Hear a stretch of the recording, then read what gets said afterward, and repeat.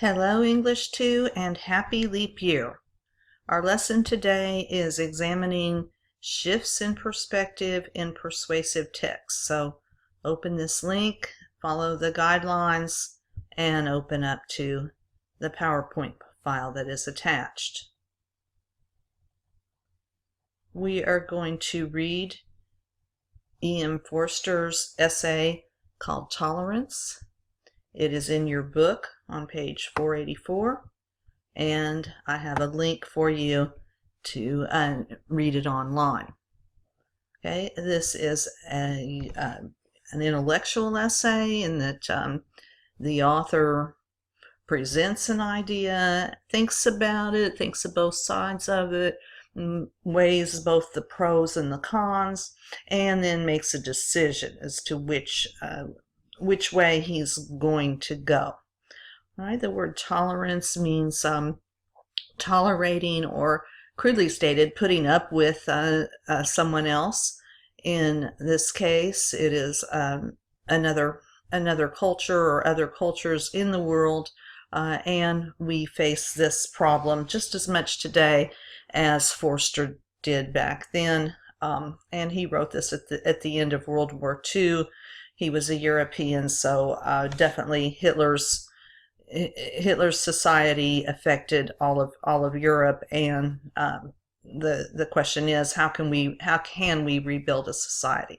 All right, so with that in mind, let's look at our PowerPoint file. And I have this chart here, and your instructions are to examine how and why the author shifts his viewpoint.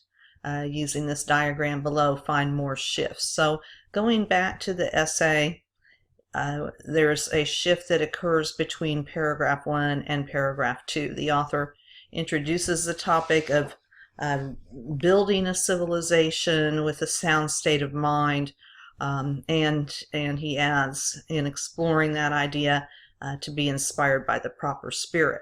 Then he shifts. Well, what though is the proper spirit? So the word though indicates a shift in the argument, and he answers his own question. Using a rhetorical question, he answers his own. So you want to look for transition words.